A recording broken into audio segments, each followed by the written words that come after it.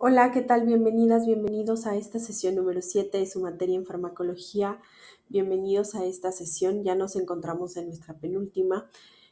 Vamos a ir hacia nuestro tema del día de hoy, que ya es como ir cerrando acerca de estos temas que hemos aprendido durante estas sesiones. Y es que el objetivo general que tiene esta asignatura es que ustedes puedan relacionar estos principios y puedan utilizarlos para clasificar cuáles son los psicofármacos según sus características terapéuticas, la división que tiene la farmacología y cómo es la repercusión de la farmacología en los diversos sistemas orgánicos. Todo esto con la finalidad de que ustedes puedan seleccionar un diagnóstico sobre los principales trastornos, ¿no? A través de los siguientes psicofármacos, que son antidepresivos, ansiolíticos, tranquilizantes, somníferos y estimulantes. Y a ese punto es en el que vamos a llegar en nuestra última sesión. Así que pues hoy estamos en lo que es la farmacoterapia y el diagnóstico y vamos a ver el diagnóstico de algunos tipos de enfermedades y que a través de la farmacoterapia y de la farmacología es que se pueden tratar. Vamos a hablar de qué es más bien la paidopsicofarmacología, cuáles son los trastornos afectivos del sueño y la esquizofrenia, y a qué hace referencia, por qué se da la farmacodependencia y la gerontopsicofarmacología. Que estos términos sé que pueden parecer nuevos para ustedes, pero es importante identificar en qué ámbito se tiene que utilizar, por qué es fundamental saber de este tema y cómo poderlo tratar. Así que vamos a iniciar con lo que es la paidopsicofarmacología. Y no sé si en algún otro momento ya han escuchado este término, si es nuevo para ustedes. Y bueno, podemos ver que tiene el término psico, tiene que ver con la psicología, farmacología, que tiene que ver con el estudio de los fármacos, y paido. Vamos a ver qué es esto. La palabra paidopsicofarmacología se deriva de varios vocablos, entre ellos y el primero es paido, del griego, que significa niño, es decir, se utiliza en palabras compuestas como paidopsiquiatría, paidología o paidocracia, pero está relacionada con los menores, con los niños. Psico, que es psique, que significa alma o mente, y farmacología, ¿no? Que es pharmakon, que tiene que ver con la ciencia que se encarga del estudio de las acciones y las propiedades de sustancias químicas que ejercen o se administran sobre organismos vivos. Entonces, básicamente, cuando decimos paidopsicofarmacología, nos estamos refiriendo a esa disciplina que se centra en el estudio de los efectos de los medicamentos psicotrópicos, específicamente en los niños y en los adolescentes. Todo esto con el objetivo de tratar ciertos trastornos mentales y trastornos del comportamiento.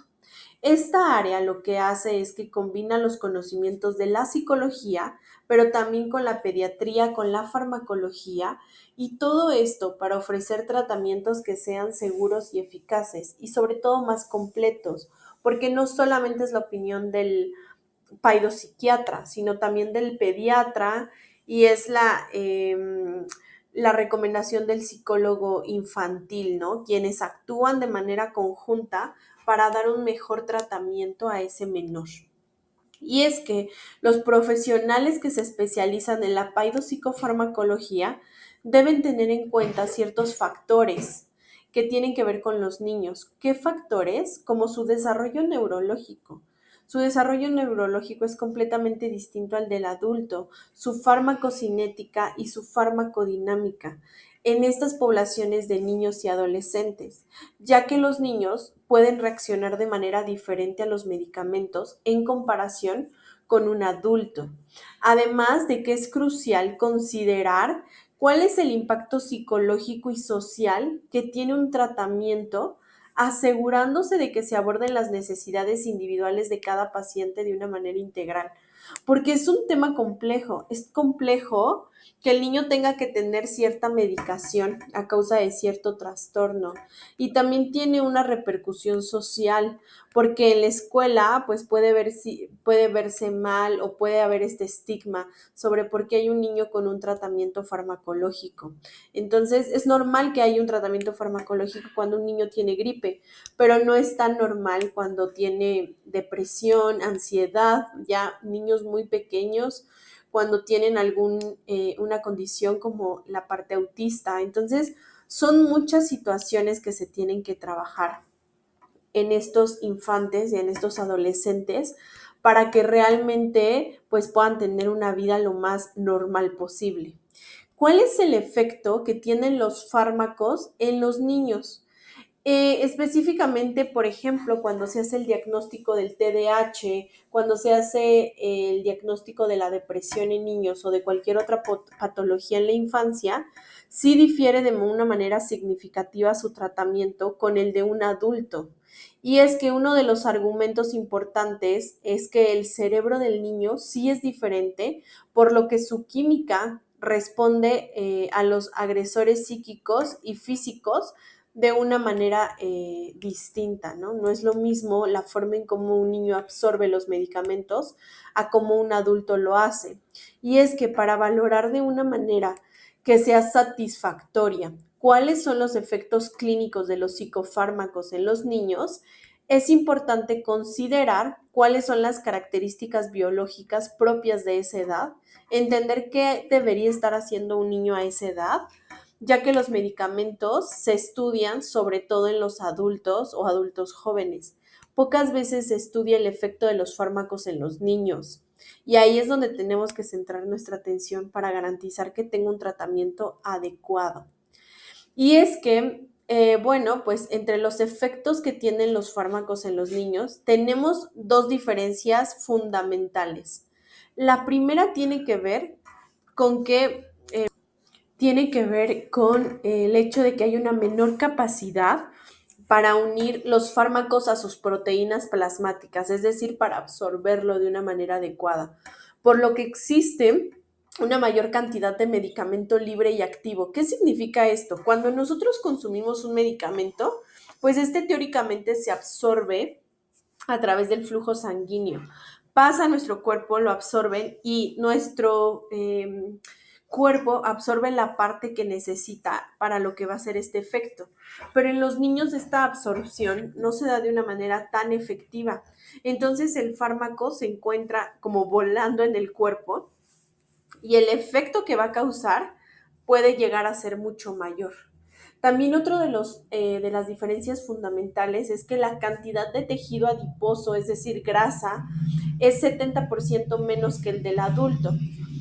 Así que Así que los niveles plasmáticos se elevan y se disminuyen bruscamente, dado que este tejido de reserva es limitado, observándose más efectos colaterales o terapéuticos en los niños, ya que una sobredosis de un medicamento psicofarmacológico puede ser más peligroso en un niño que en un adulto. ¿Por qué? Porque justamente su proceso de metabolismo de los fármacos es distinto. ¿Cómo se da esta metabolización? Pues bueno, la metabolización de los fármacos es un conjunto de reacciones químicas que ocurren en el organismo hasta el proceso de eliminar el fármaco. Teóricamente, dentro de un lapso de tiempo, nuestro cuerpo debe eliminar la sustancia, es decir, el fármaco. Y es que son diversos los órganos que tienen la capacidad de metabolizar los fármacos, pero el principal y la mayor capacidad en metabolitos es el hígado. El hígado es el que se encarga de metabolizar estos fármacos. Y en los niños, los medicamentos se metabolizan con mayor rapidez en el hígado, casi el doble de velocidad promedio que en el adulto, de modo que a vida media y niveles plasmáticos, bueno, que vamos creciendo, nuestros niveles plasmáticos disminuyen y esta absorción y esta metabolización pues se produce de una manera distinta. ¿Cuáles deben ser los cuidados para la administración de los psicofármacos en los niños y adolescentes? Pues bueno, los pacientes infanto-juveniles deben tener una historia clínica que esté completa y que tenga una evaluación física y neurológica. ¿Por qué? Porque de esta manera se podrá identificar o descartar cualquier factor orgánico que pudiera contribuir a la génesis o a la persistencia del trastorno, ¿no? Es decir, que no contribuya a que se mantenga, sino más bien hacer una adecuada evaluación para identificar cuál es la causa del trastorno o por qué este niño tiene ese trastorno. ¿Cuáles deben ser los cuidados específicos en la administración de fármacos en menores? Punto número uno y fundamental es llevar a cabo un diagnóstico correcto, porque esto es importante para la selección del medicamento apropiado. Qué importante y qué peligroso a la vez, porque si nosotros no hacemos una adecuada diagnóstico o si el psiquiatra, el paidopsiquiatra no hace un adecuado diagnóstico, entonces podría estar recetando o dispensando un medicamento que no es apropiado, un medicamento que no es el que requiere nuestro paciente, ¿no? Nuestro paciente infantil. Entonces, punto número uno y fundamental, llevar a cabo un adecuado diagnóstico. Y es que para que la psicofarmacoterapia sea efectiva, es importante siempre seguir las instrucciones de forma correcta, asegurarse de que las personas que administran los fármacos sean personas confiables para esos niños. ¿Recuerdan que les decía la importancia de la adherencia al tratamiento? ¿Qué es la adherencia al tratamiento? Que se surtan los medicamentos en los días, tiempos, horarios, modos que fueron establecidos. Es importante que se sigan de una manera óptima para evitar alguna sobredosis o que el medicamento no haga la función que debería hacer.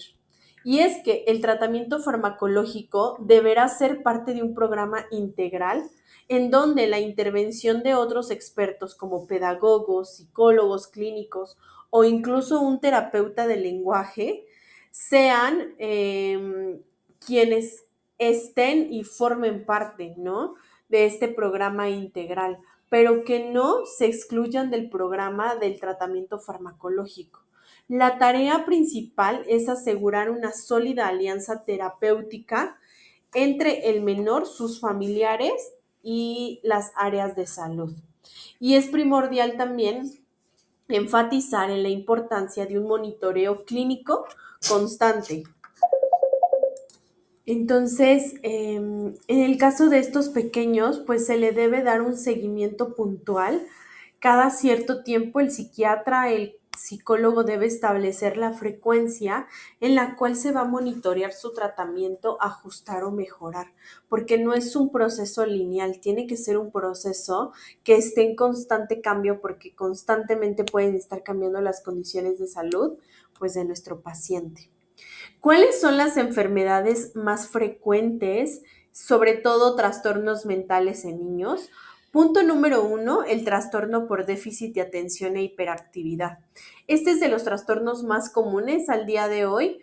Se da mucho en la edad preescolar y en la edad primaria, donde los niños empiezan a presentar ciertas inadaptaciones al ambiente, ¿no? Se distraen con facilidad, juegan constantemente, terminan las actividades rápidamente y tienen una sobreestimulación.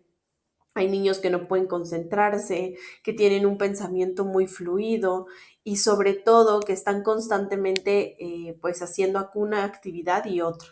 El retraso mental, desafortunadamente, esta es una enfermedad crónico-degenerativa que tiene que ver con pues una parte de, sí, al final una falta de desarrollo en la parte cognitiva, en la parte cerebral, en la parte emocional, y que es un trastorno que desafortunadamente afecta a muchos niños porque nacen con esta condición y desafortunadamente no es curable. Ninguno de estos realmente es curable.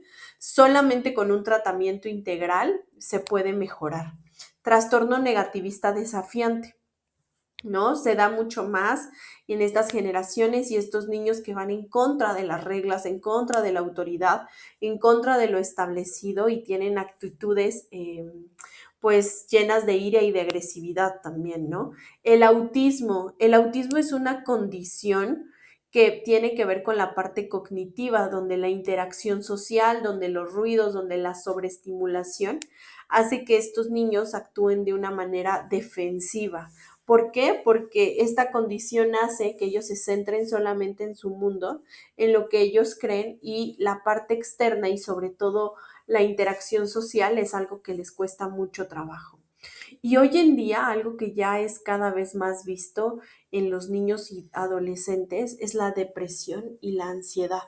Es algo que antes no se daba tanto, era menor la cantidad de niños con depresión y ansiedad, y hoy desafortunadamente cada vez son más. ¿Por qué? Porque hay alguna situación que los hace entrar en este estado de depresión, sobre todo, por ejemplo, si son niños que sufren abuso, si son niños que sufren abandono, divorcio o alguna situación que les pueda generar un trastorno alimenticio, por ejemplo, que pueda generar esta ansiedad y esta depresión.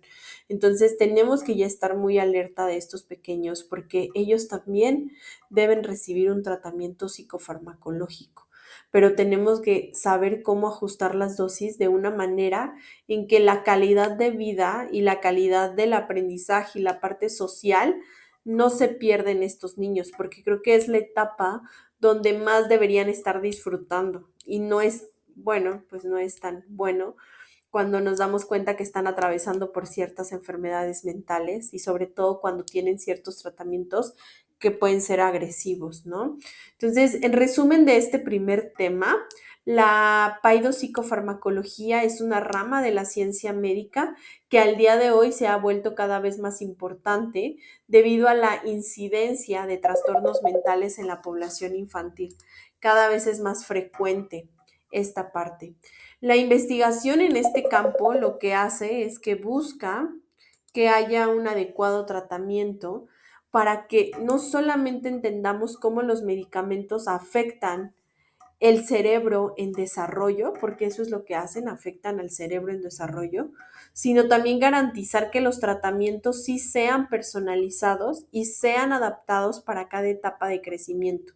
Para cada etapa de ese niño sean adaptados los medicamentos, los tratamientos y que no interfieran o más bien si van a interferir, que lo hagan en menor medida para la vida y salud de ese menor. Sin duda, la comunicación efectiva entre los profesionales de la salud, psiquiatras, pedagogos, pediatras y psicólogos infantiles, así como los pacientes y sus familiares, es esencial para el éxito del tratamiento, promoviendo un enfoque colaborativo y centrado en el paciente, porque el menor no puede decidir. El menor no puede decidir qué es lo que tiene que tomar, lo tiene que decidir un adulto. Entonces, para que ese tratamiento sea efectivo, los adultos a cargo de la vida y la salud de ese menor lo tienen que hacer lo mejor posible para garantizar una adecuada adherencia. La educación continua, la actualización en conocimientos fundamentales, hace que los especialistas en la paidopsicofarmacología puedan ofrecer realmente prácticas basadas en evidencia, ¿no? Porque esto es fundamental. Y ahora vamos a pasar a otra disciplina que es muy similar, pero es como el polo opuesto, que es la gerontopsicofarmacología. Hablamos de paidopsicofarmacología y ahora hablemos de gerontopsicofarmacología. Si al principio hablábamos de niños y adolescentes, aquí vamos a hablar de las personas mayores, personas entre los 60 y más años, personas que ya se consideran pues de la tercera edad o personas en la vejez, porque en ellos tener un trastorno mental más un padecimiento físico es bastante complejo. Y es que la gerontopsicofarmacología es un campo que está especializado en la medicina y que se centra en el uso de medicamentos psicotrópicos, pero para tratar trastornos mentales en las personas mayores, ¿no? Este enfoque es crucial debido a los cambios fisiológicos que ocurren, sobre todo en esta edad, los cuales sí pueden afectar la manera en que los medicamentos son metabolizados, es decir, cómo los absorbe el cuerpo, y por lo tanto su eficacia y su seguridad. Porque si el cuerpo de una persona mayor ya no absorbe de una manera óptima los medicamentos, esto quiere decir que entonces el tratamiento va a ser menos notorio. Además, las personas mayores ya suelen tener múltiples condiciones médicas y pueden estar tomando varios medicamentos y esto desafortunadamente aumenta el riesgo de las interacciones entre medicamentos, ¿no? Porque un adulto mayor usualmente tiene ya enfermedades que pueden ser demencia, diabetes, temas con el colesterol, hipertensión, presión arterial alta. Entonces, todo este tipo de padecimiento sumado a una enfermedad mental, pues puede ser bastante perjudicial. Y es que la gerontopsicofarmacología no solo busca aliviar los síntomas de los trastornos como es la depresión, la ansiedad o una demencia, sino que también lo que buscan realmente es que se preocupa por mejorar la calidad de vida y el bienestar general del paciente, realmente garantizar su bienestar.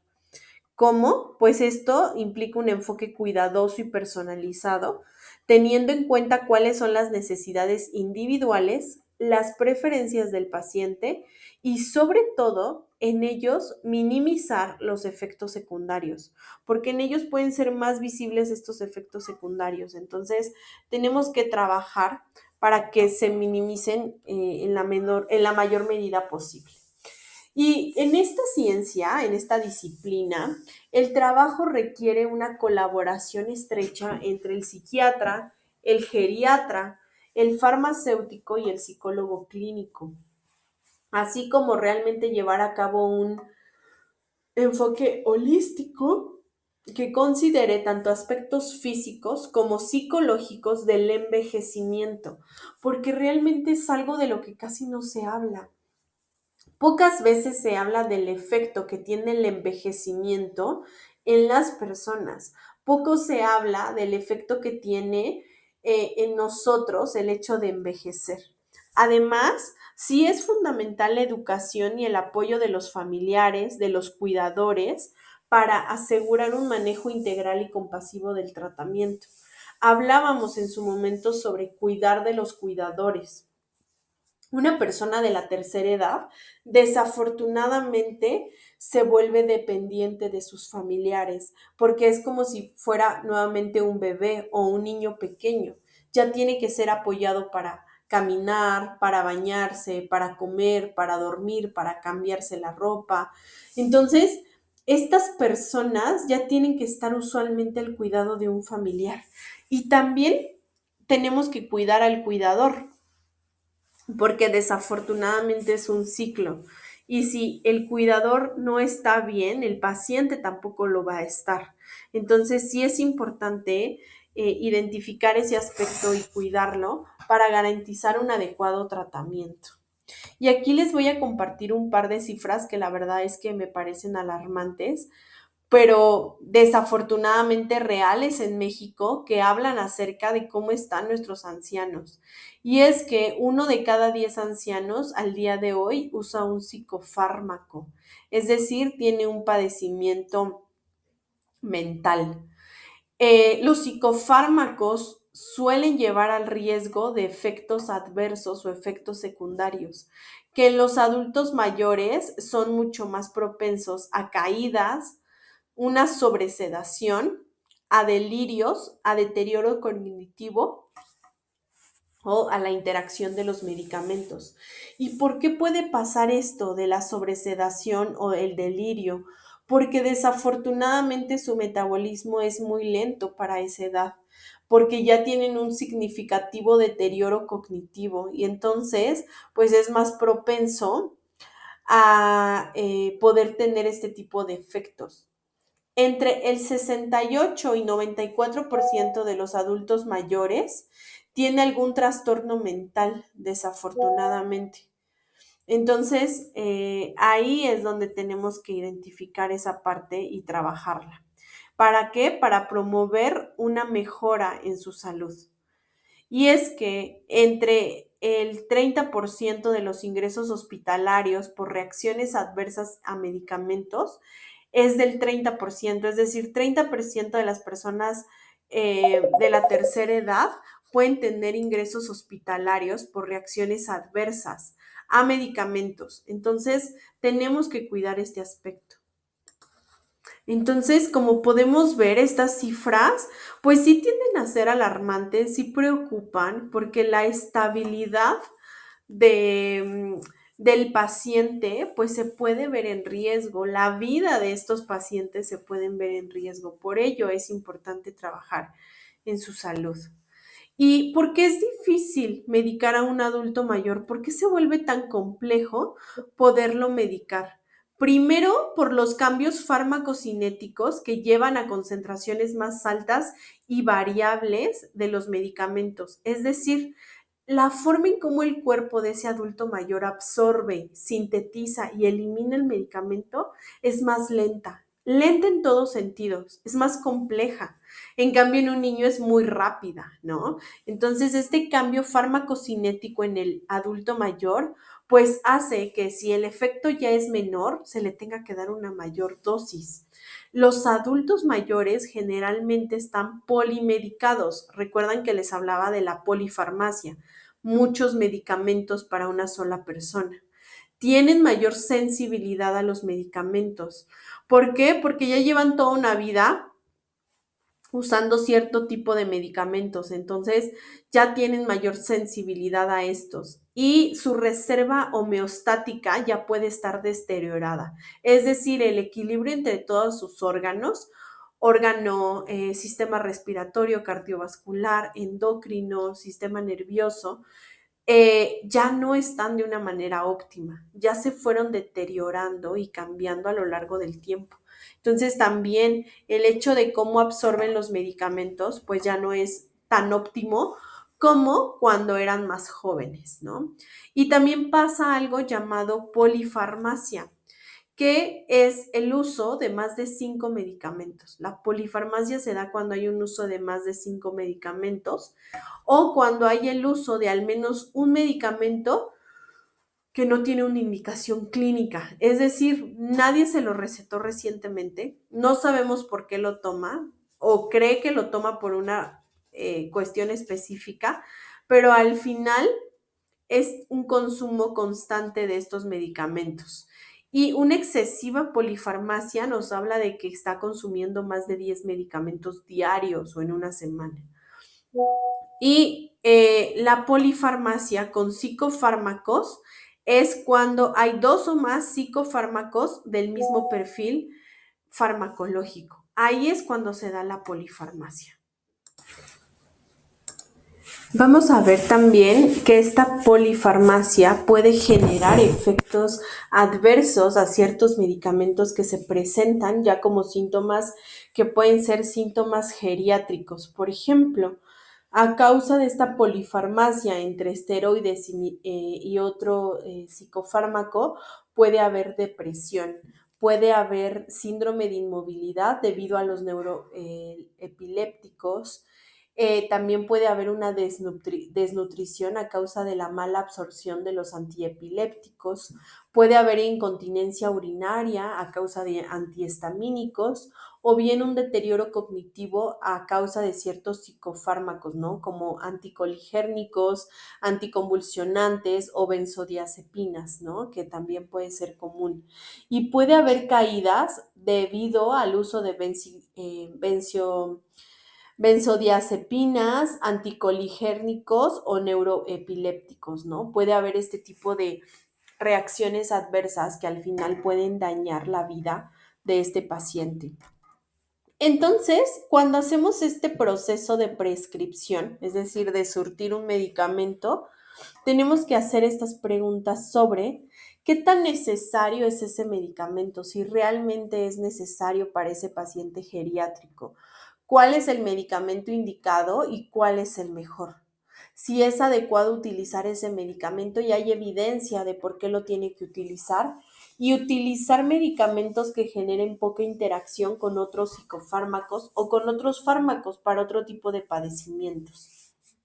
Y también vamos a ver que pueden haber enfermedades físicas que pueden estar asociadas con la ansiedad. Por ejemplo, enfermedades físicas que pueden estar asociadas con la ansiedad en pacientes geriátricos tiene que ver con con cuestiones endocrinas y metabólicas, ¿no? Como Puede ser hipoglucemia, hipoparatiroidismo, menopausia, trastornos tiroideos.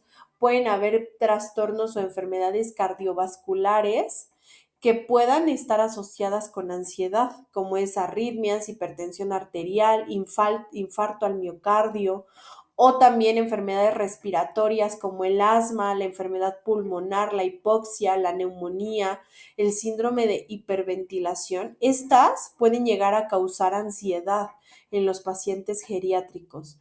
Cuestiones neurológicas como un accidente vascular frontal, demencias, enfermedades de Parkinson, de Wilson, enfermedades desmielizantes, patologías del lóbulo temporal, accidentes del tránsito leve, cardiovascular, o bien alguna otra enfermedad que tiene que ver a lo mejor con déficit de una vitamina B12. Ahí es donde podemos tener algún tipo de padecimiento.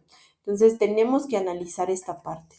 También podemos tener ciertas sustancias que pueden inducir a un trastorno de ansiedad. Por ejemplo, cuando hay una intoxicación con alcohol, alucinógenos, anfetaminas, derivados de la cafeína, cannabis, cocaína, fenciclina, inhalables o sustancias desconocidas, puede haber una intoxicación. También cuando hay abstinencia, cuando una persona ya está acostumbrada al consumo constante de alcohol, de ansiolíticos, de antidepresivos, de cocaína, de hipnóticos, de neuroepilépticos, puede haber ansiedad a causa de su abstinencia. Y existen algunos fármacos que pueden ocasionar ansiedad, como son los analgésicos, también pueden ser anti cuestiones que tienen que ver con el Parkinson, insulina. Entonces, existen ciertos fármacos que pueden ocasionar esta ansiedad o cualquier otra sustancia también lo puede hacer y puede generar un daño.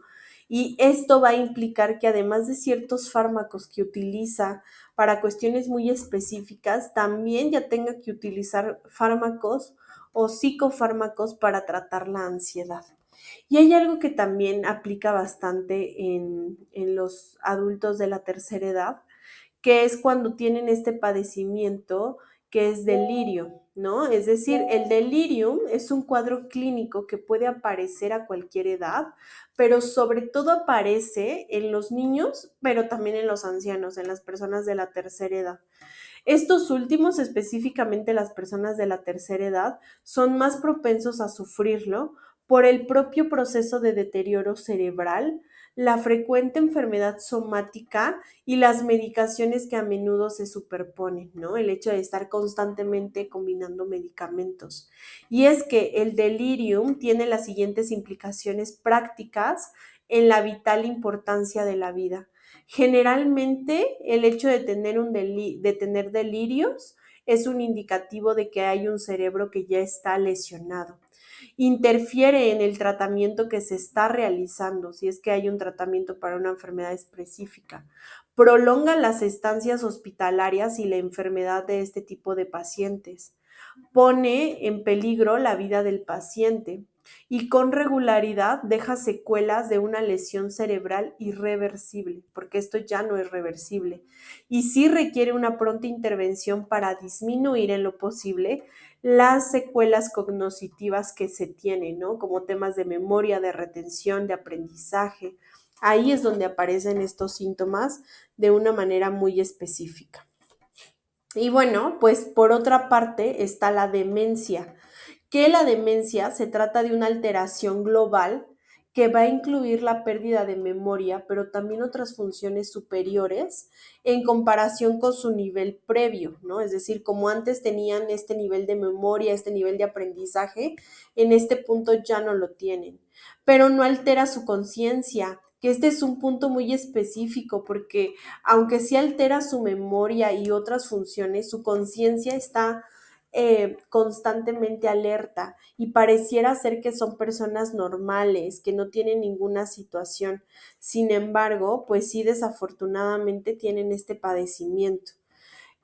Así como afecta y genera una incapacidad funcional laboral que ya va a interferir con las actividades sociales cotidianas.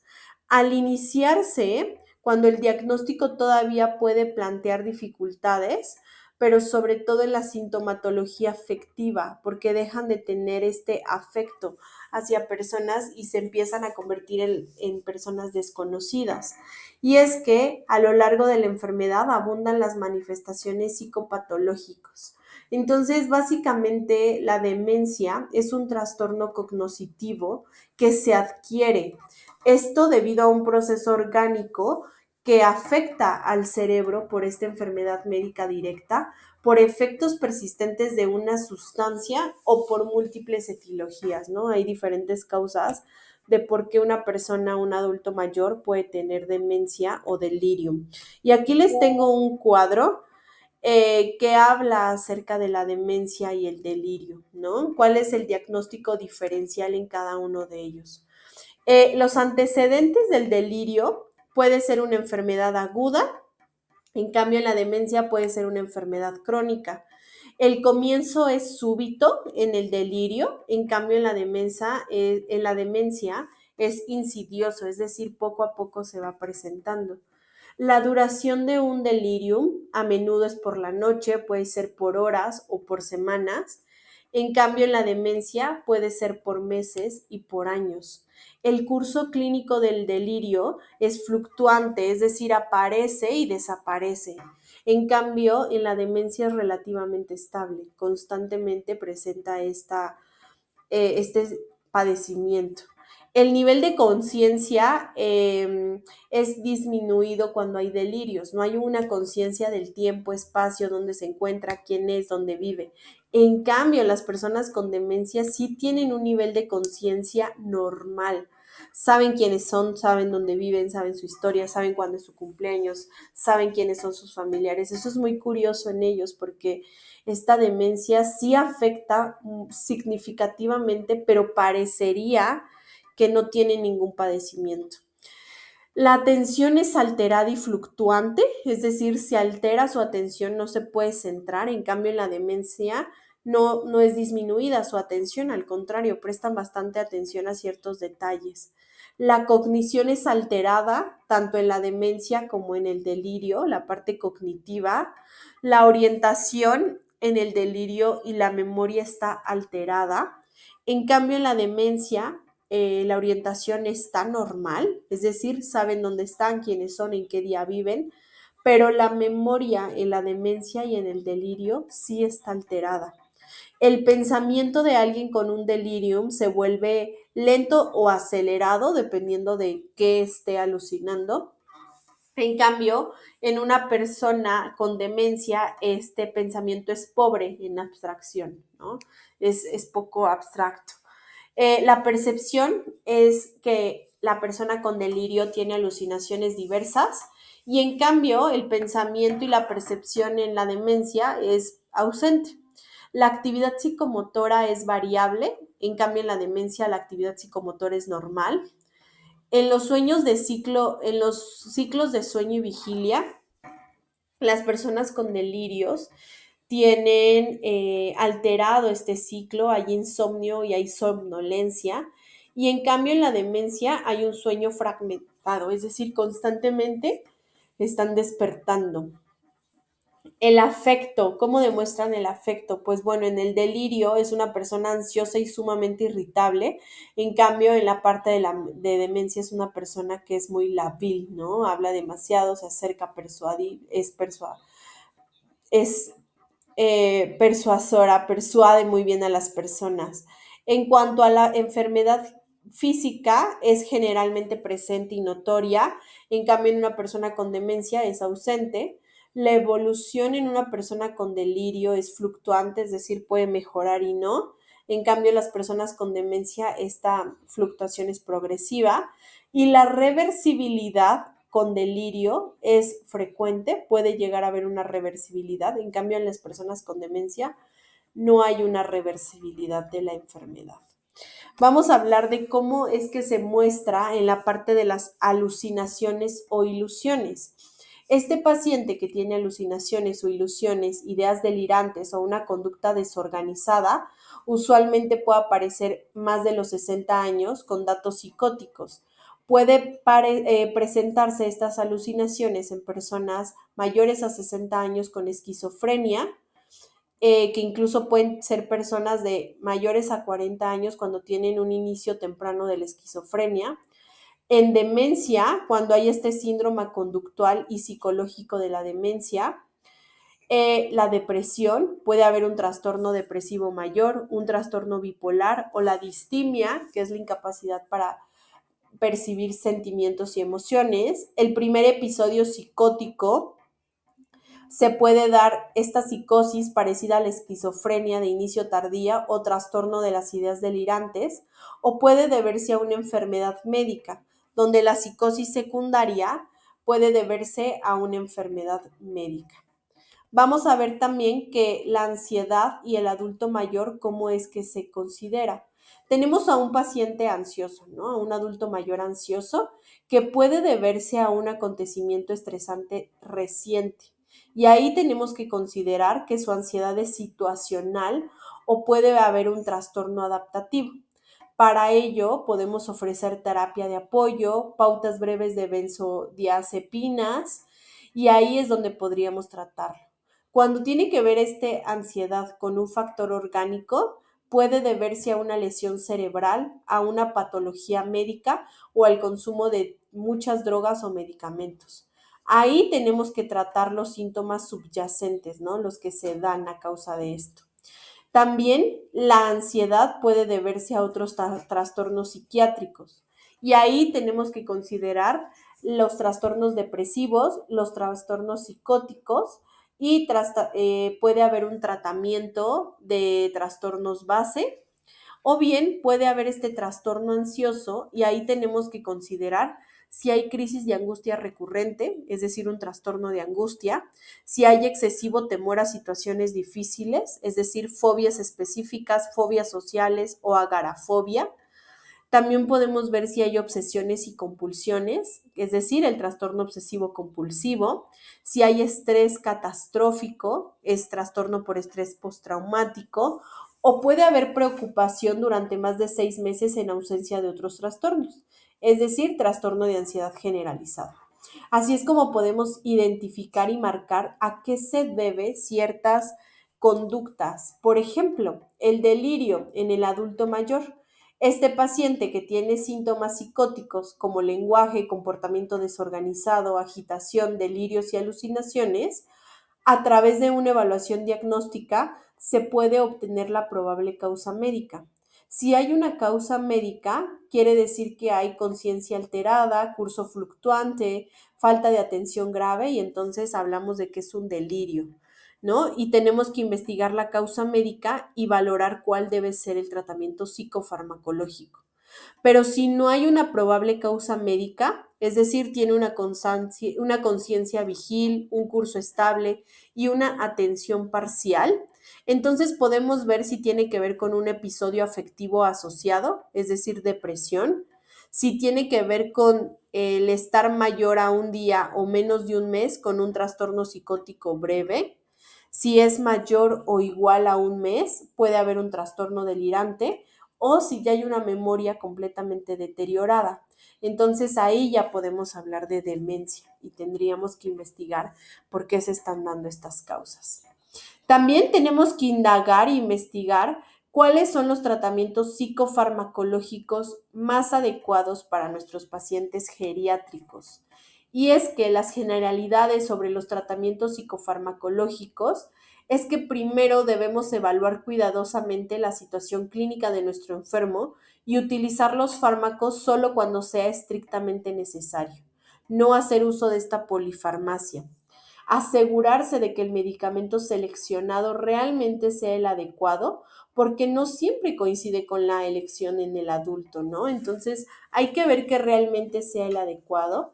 Desde el principio, conocer cuál va a ser el objetivo final del tratamiento, para qué le estoy brindando este tratamiento y sobre todo y sumamente importancia en los adultos mayores, evitar interacciones entre fármacos y disminuir la polifarmacia, que de por sí ya la tienen presente por enfermedades físicas y luego tenerla presente por enfermedades, pues en este ámbito como psiquiátrico es más complejo.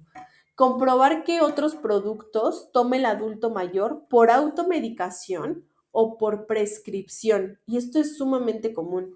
El adulto mayor suele tomar su copita de alcohol, suele tomar suplementos, suele tomar otro tipo de cosas, jugos, hierbas, ¿no? Y tenemos que preguntarle todo eso para que no haya una interacción entre medicamentos. Y cuando su número es muy elevado, lo es también el riesgo de incumplimiento y los efectos secundarios. Cuando consume ya demasiados medicamentos, sí hay mucho riesgo y sobre todo podemos tener la probabilidad de tener ciertos riesgos en el uso excesivo de ciertos psicofármacos.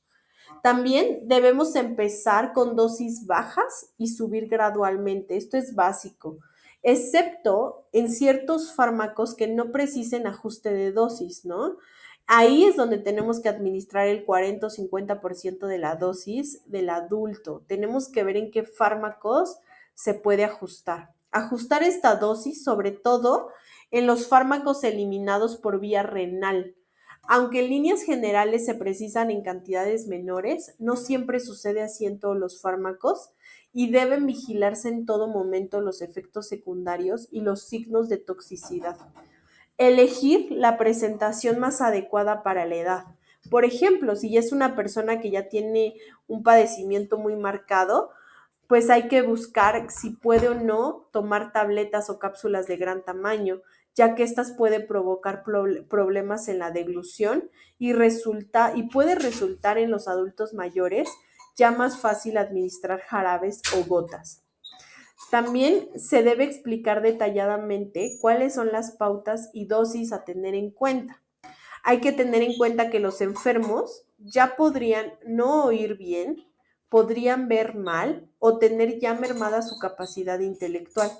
Y es que en determinados casos puede ser precisa e indispensable la ayuda de personas próximas como sus familiares, vecinos o alguien que pueda ayudar. También controlar los efectos terapéuticos tóxicos y el cumplimiento de pautas escritas, así como eliminar esta prescripción a tiempo para identificar cómo es que podemos ayudar. Vamos a ver también, y que es fundamental en todo el proceso, cuáles son las pautas éticas para profesionales de la salud.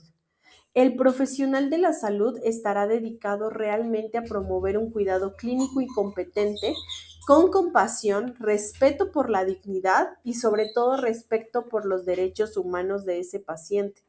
El profesional de la salud también debe mantener los estándares de profesionalismo, debe ser honesto en todas las interacciones y deben estar dispuestos a realmente reportar a especialistas que puedan ser deficientes en carácter de competencia o que estén involucrados incluso en un tema de fraude ante instancias que sean apropiadas. El profesional de la salud debe respetar los derechos de los pacientes, de los colegas y de otros profesionales de la salud, así como salvaguardar la parte confidencial y la privacidad del paciente dentro de los límites legales.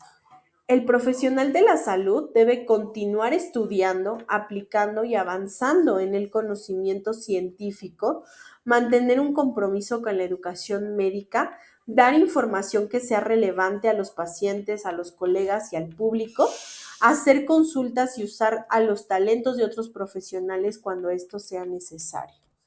También hablemos de cuáles son los derechos humanos de las personas con enfermedades mentales. En todo momento deben recibir la mejor atención disponible en materia de salud y sobre todo salud mental. Ser respetados de acuerdo con la dignidad inherente a las personas humanas, ¿no? En todo momento este respeto. Contar con la protección que evite la explotación económica, sexual o de otra índole, así como el maltrato físico o el trato denigrante. No sufrir en ningún momento discriminación por su condición de ser un enfermo mental. Tampoco le deben el hecho de ejercer todos los derechos civiles, políticos, económicos, sociales y culturales que les permitan un ordenamiento nacional, ¿no? Deben ejercer todos estos derechos aún a pesar de tener un padecimiento mental. Nombrar a un representante personal, porque esto es fundamental. Muchas veces estas personas quedan desprotegidas, no tienen a alguien que los apoye, alguien que esté con ellos. Y también es importante tener información sobre las normas que los rigen y del personal que estará a cargo de su atención si es que llegan a ingresar a un hospital. Adicional a esto, que puedan tener en todo momento acceso a los servicios de laboratorio, de gabinete, para lograr un diagnóstico que sea certero y oportuno. Recibir información que sea veraz, concreta y en todo momento respetuosa. No negarse a participar como sujetos de investigación científica. Deben solicitar la revisión médica de su caso en caso de que consideren que no está siendo adecuada. Recibir un tratamiento que esté orientada a la reintegración de la vida familiar, laboral, social. Todo esto por medio de terapia ocupacional, terapia educativa y de rehabilitación psicosocial. Ojalá que estos adultos mayores y las personas con enfermedades mentales puedan volver y reintegrarse a la vida familiar. Eso es excelente. Ese es el ideal de este tipo de enfermedades y sobre todo que puedan comunicarse libremente con otras personas dentro y fuera de un hospital. Entonces, ustedes tengan en cuenta esta parte, no olviden lo fundamental que es el cuidado de las personas con enfermedades mentales y la conciencia sobre estos padecimientos. Y por último, vamos a hablar de cuáles pueden llegar a ser esos trastornos afectivos del sueño y que también tienen que estar y que están relacionados con la esquizofrenia. Y es que cuando hablamos de trastornos afectivos del sueño y la esquizofrenia, nos referimos a estas condiciones que se pueden requerir de un enfoque cuidadoso y personalizado en el tratamiento. Y es que en el caso de los trastornos del sueño, es fundamental identificar cuáles son las causas de estos trastornos, porque pueden variar completamente desde estrés hasta desequilibrios químicos en el cerebro. Recuerden que todo tiene que ver con neurotransmisores.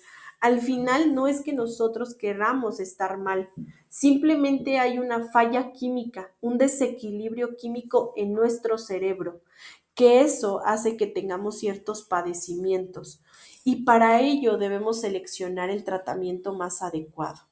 Y es que en cuanto a la esquizofrenia, es importante considerar un plan de tratamiento que sea integral y que incluya intervenciones farmacológicas, pero también terapias psicológicas. Es esencial un trabajo conjunto en colaboración paciente, familia, médicos, para asegurar un manejo efectivo de los síntomas, buscando en todo momento minimizar los efectos secundarios que pueden tener a causa de los medicamentos. Y es que sin duda, sin importar la edad, la adecuada adherencia al tratamiento y el seguimiento regular van a ser clave para mejorar la calidad de vida del paciente.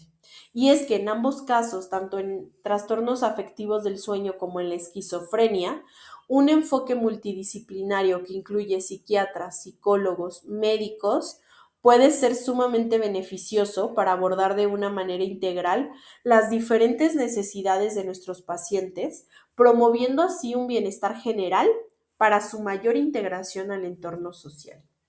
Y bueno, hablando específicamente de los trastornos del sueño, ¿qué son estos trastornos? ¿De qué se trata? ¿Por qué hay un trastorno del sueño?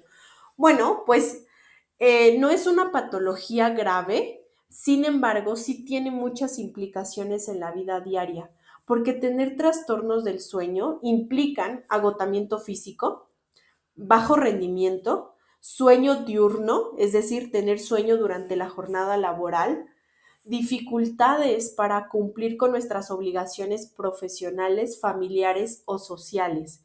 Y es que hay ciertos trastornos a causa de estos trastornos del sueño, como lo son insomnio, hipersomnia, narcolepsia, ronquidos, apneas del sueño, parasomnias o cualquier otro trastorno que es un síndrome como el síndrome de las piernas inquietas, terrores nocturnos, pesadillas o incluso somnambulismo.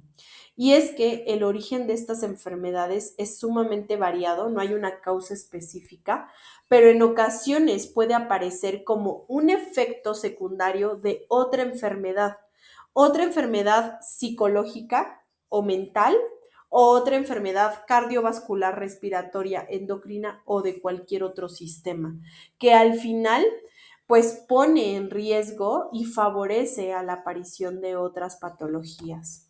Vamos a hablar de cuáles son estos síntomas para los trastornos del sueño.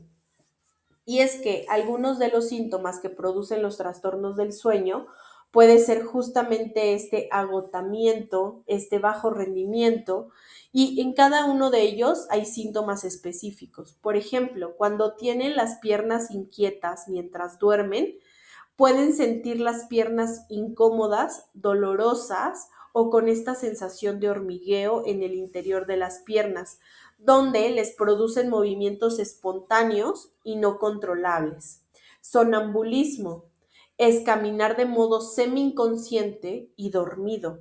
Terrores nocturnos son episodios de terror con gritos y agitación y a la vez acompañados o no de sonambulismo. También podemos tener insomnio, que es esta dificultad para conciliar el sueño. Puede haber despertares nocturnos o un fin prematuro del sueño. Es decir, que de la nada dejemos de sentir este sueño, ¿no? Aunque sea a las 4 de la mañana, por ejemplo. Hipersomnia es un aumento de un 25% del sueño habitual. Es decir, tener esta sensación de que tenemos mucho sueño. Narcolepsia es una crisis reiterada de sueño durante la vigilia. Es decir, podemos quedarnos dormidos en la jornada laboral de la nada. Podemos quedarnos dormidos en medio de un día normal por esta sensación de sueño. O ronquidos y apneas del sueño, que es la obstrucción de la faringe, donde no deja pasar el aire y entonces por ello se da el ronquido. ¿Cuáles son las fases del sueño que se tienen que identificar?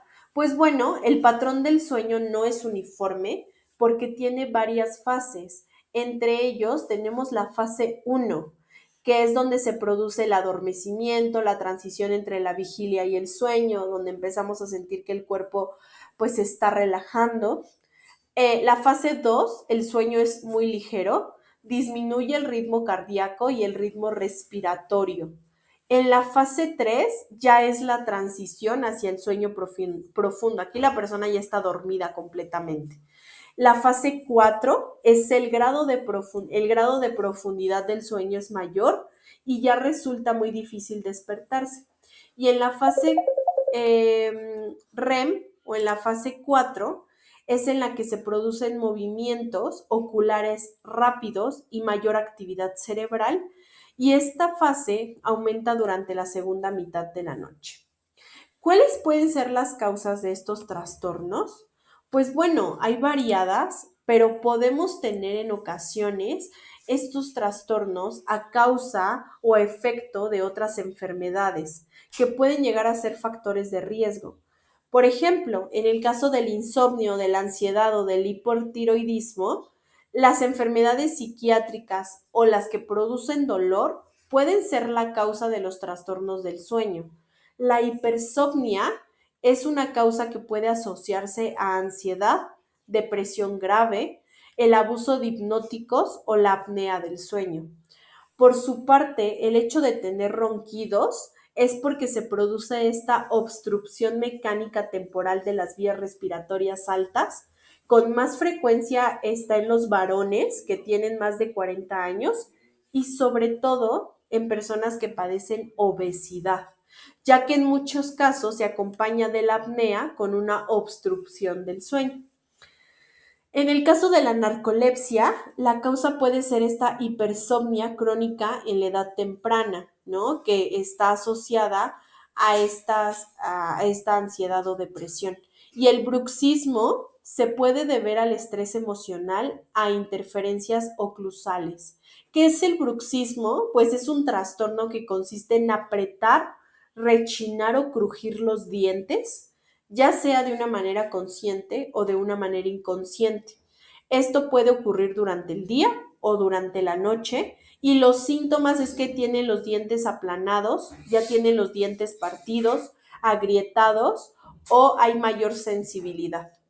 El hecho de tener un trastorno de las piernas inquietas mientras se duerme puede tener una causa en la anemia que se llama anemia ferropénica, la insuficiencia renal crónica, puede deberse a la diabetes o bien a la enfermedad de Parkinson.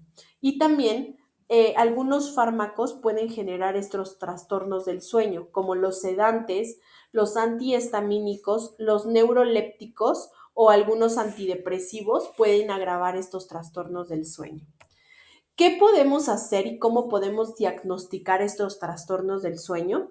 Pues el correcto diagnóstico y el tratamiento de estos pacientes se puede presentar para que si tienen alguna alteración puedan tener un enfoque desde distintas especialidades médicas. Y es que para su correcto diagnóstico se debe precisar la realización de algo que se llama polisomnografía o bien prueba del sueño con registro simultáneo de video, que consiste un registro durante la noche de todas estas variables fisiológicas, como es un electroencefalograma, el flujo nasal, la obstrucción de oxígeno o la frecuencia cardíaca. Esto nos va a ayudar nos va a permitir conocer la estructura del sueño de nuestro paciente para lograr identificar cuál es el trastorno. Y por último, vamos ya a las conclusiones. Con respecto a los trastornos del sueño, al final dormir es algo fundamental, es algo básico en los seres humanos. Dormir bien es fundamental para un buen estado de la salud. Un adecuado descanso en el que no solo importa cuántas horas hayamos dormido, sino la calidad del sueño en todas sus etapas. Es que el trastorno del sueño se da en la tercera parte de la población, es decir, el 30% de nuestra población presenta trastornos del sueño, siendo mucho más frecuente en los ancianos, en las mujeres y en las personas con enfermedades psiquiátricas. Y es que la mayoría de los casos de insomnio inicia de una manera aguda y tienden a empeorarse en el 60% de los casos. Descansar va a permitir rendir adecuadamente, pensar con claridad, reaccionar con agilidad y asentar la memoria. Además, previene sufrir de enfermedades como infartos, ictus o depresión. El sueño es necesario para el buen estado físico y mental porque existe una relación bidireccional entre el sueño y la salud. Una adecuada calidad del sueño es analizada por ciertas unidades del sueño que mediante estudios personalizados realizan o establecen un plan de acción para mejorar el día a día de los pacientes y sobre todo prevenir la aparición de enfermedades futuras. Cuando una persona duerme bien, tiene este ciclo adecuado. Pero cuando una persona duerme mal durante cierto tiempo, sí es verdad que se producen alteraciones físicas y mentales que pueden derivarse en una enfermedad. Así que, pues, estos temas nos ayudan mucho más a entender la importancia de la salud mental y de la psicofarmacología. Espero que este tema haya sido de su interés. Gracias por su tiempo y nos vemos en la siguiente sesión.